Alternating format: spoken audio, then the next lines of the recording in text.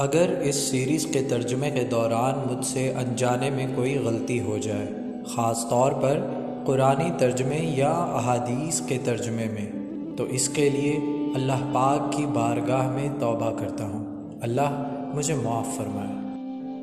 بسم اللہ الرحمن الرحیم۔ نبی کی خیر خواہی اور قوم کا عناد۔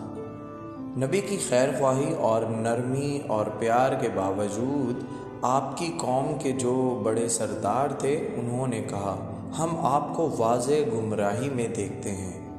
حضرت نوح علیہ السلام نے جواب دیا، اے قوم، مجھ میں کسی طرح کی گمراہی نہیں، بلکہ میں پروردگار کا پیغمبر ہوں۔ یعنی تمہارا خیال غلط ہے کہ میں گمراہ ہوں، بلکہ میں رب العالمین کی طرف سے صحیح ہدایت پر قائم ہوں، جو چیز کو کن کہہ کر پیدا کر لیتا ہے۔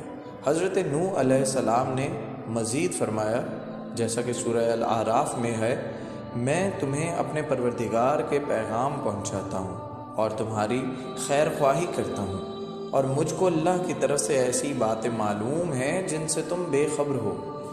رسول کی یہی شان ہوتی ہے کہ فصیح و بلیغ بھی ہو اور نصیحت کرنے والا خیر خواہ بھی ہو، اور اسے اللہ کی عظمت و شان اور صفات کا علم بھی سب سے زیادہ ہوتا ہے۔ قوم کے سرداروں نے اعتراض کرتے ہوئے کہا، جیسا کہ سورہ ہود میں ہے، اور ہم یہ بھی دیکھتے ہیں کہ تمہارے پیروکار وہی لوگ ہوئے ہیں جو ہم میں ادنا درجے کے ہیں، اور وہ بھی رائے ظاہر سے نہ غور و تفکر سے، اور ہم تم میں اپنے اوپر کسی طرح کی فضیلت نہیں دیکھتے، بلکہ تمہیں جھوٹا خیال کرتے ہیں۔ انہیں اس بات پر حیرت تھی کہ ایک انسان اللہ کا رسول ہے۔ وہ نوح علیہ السلام کی توہین کرتے تھے اور انہیں کمتر سمجھتے تھے۔ ایک قول کے مطابق یہ افراد کمزور لوگ تھے، جیسے کہ ہر کل نے کہا تھا، کمزور ہی رسولوں کی پیروی کرنے والے ہوتے ہیں۔ اس کی وجہ یہ ہے کہ ان کے لیے حق کی قبولیت کے راستے میں کوئی رکاوٹ نہیں ہوتی۔ بادی الرأی کا مطلب یہ ہے کہ ان لوگوں نے آپ کے دعوے کو سوچے سمجھے بغیر قبول کر لیا ہے۔ حقیقت یہ ہے کہ جس چیز کو انہوں نے عیب قرار دیا وہی ان حضرات کا قابل تعریف وصف ہے۔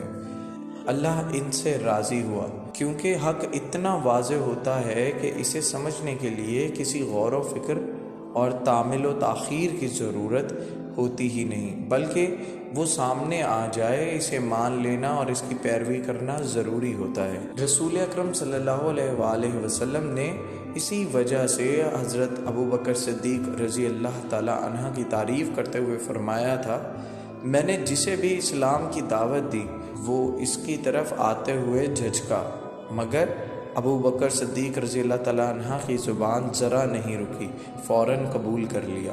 یہی وجہ ہے کہ سقیفہ بنو سعدہ کے اجتماع کے موقع پر آپ صلی اللہ علیہ وآلہ وسلم کی بیعت بھی فوراً ہو گئی۔